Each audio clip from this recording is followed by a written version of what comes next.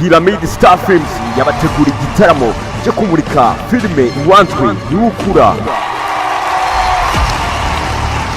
Muri iki gitaramo hazaba harimo abahanzi batandukanye Young Grace,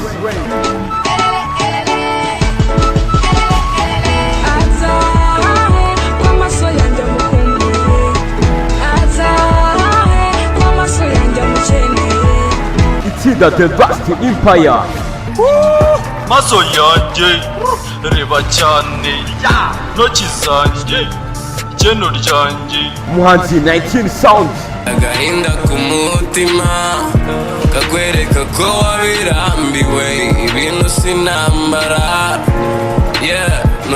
Mr. Emmy ndetse n'abandi.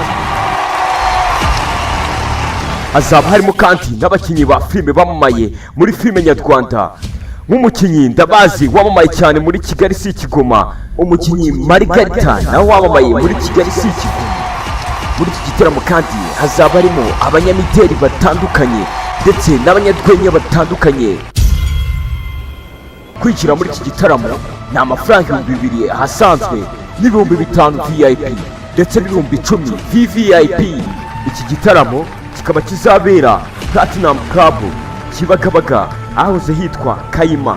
Iki gitaramo kikaba kizaba tariki ya 22 z'ukwezi kwa gatatu 2019. Amarembo akazaba afunguye guhera saa 10. Iki gitaramo cyatewe inkunga na The Pit Hotel, Filmike Music, Platinum Club, TV1, Rwanda Taekwondo Federation. Ushaka kugura itike cyangwa ku bindi bisobanuro wamagara kuri 0785 79 91 71.